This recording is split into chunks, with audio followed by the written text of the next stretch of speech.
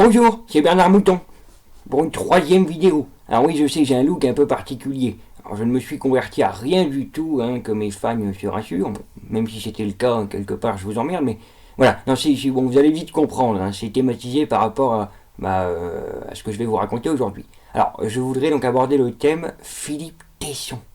Philippe Tesson, c'est, je sais pas si vous connaissez, moi je connaissais pas. C'est un espèce de pute, enfin un journaliste, pardon, journaliste chroniqueur, je sais pas quoi. Donc qui a tenu des propos relativement violents, à la fois à l'encontre de l'humoriste controversé Dieudonné Mbala, et également de manière plus générale à l'encontre des musulmans. Voilà. Alors j'ai pris quelques notes, encore une fois. Donc ouvrez les guillemets, je vais citer Philippe Tesson, Tété. Rien à voir avec la faveur de l'automne. C'est plutôt la faveur de l'opprobre, n'est-ce pas? On va l'appeler Tata, d'ailleurs. Tata, parce qu'il paraît qu'il ne suce pas que de la glace, comprenne qui pourra. Alors, j'ouvre les guillemets. Alors, c'est pas le bon côté de la feuille. Ah, oui. Donc, il parle de Dieudonné. Ce type, sa mort par un peloton d'exécution de soldats, me réjouirait profondément. Pas très gentil. Pour moi, c'est une bête immonde qu'on le supprime. Donc ça, c'est issu du premier interview. Il y en a une seconde qui a été réalisée quelques semaines plus tard, où il déclare, toujours à propos de Dieudonné, Dieudonné est un animal abominable, il faut le faire taire, je regrette qu'il n'y ait plus la peine de mort. On est en train de parler d'un mec qui fait des sketchs, je le rappelle. Bon, libre à chacun de le trouver drôle ou non, à la limite la question n'est pas là. Enfin, on parle quand même d'un mec qui fait des sketchs. Bon. Et Tété, enfin Tata, voudrait rétablir la peine de mort à l'encontre de Dieudonné. Voilà. Bon. Et puis pour se défendre, encore une fois, quelques semaines plus tard, il déclare dans une interview où un journaliste justement met le doigt sur l'ignominie de ses propos. Pour se défendre, il déclare c'est une formule de style et pas un appel au meurtre. On n'avait pas compris, Philippe. Voilà. Alors, je vais proposer une réponse donc à Tata, à ce propos, pour savoir si moi aussi je peux être dans la figure de style ou pas. Donc là, je cite Bernard Mouton, c'est moi.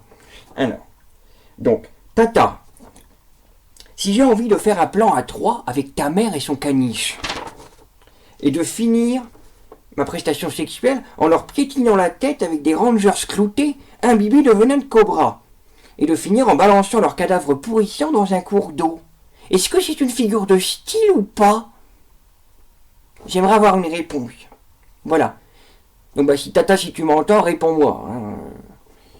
Donc, deuxième polémique, c'est ce que j'avais annoncé juste avant, déclaration de Tata sur les musulmans.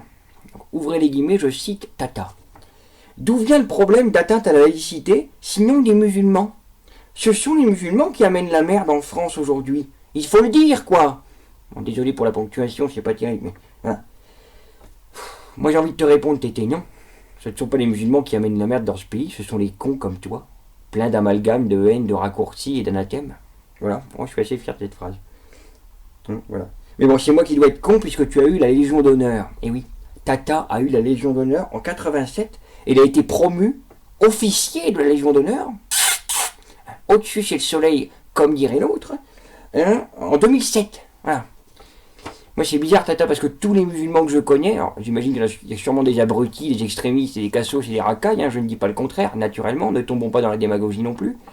Mais c'est bizarre, tous les musulmans que je connais sont des gens sympathiques, qui bossent, bon sympathiques pas toujours d'ailleurs, mais bon, des gens qui bossent, qui payent leurs factures, qui amènent leurs enfants à l'école, enfin comme moi quoi, enfin, il n'y a pas d'enfants, bon, il paraît que je suis pas, j'ai pas le physique d'Alain Delon, ça peut se comprendre. Voilà, enfin bref, c'est pas le sujet.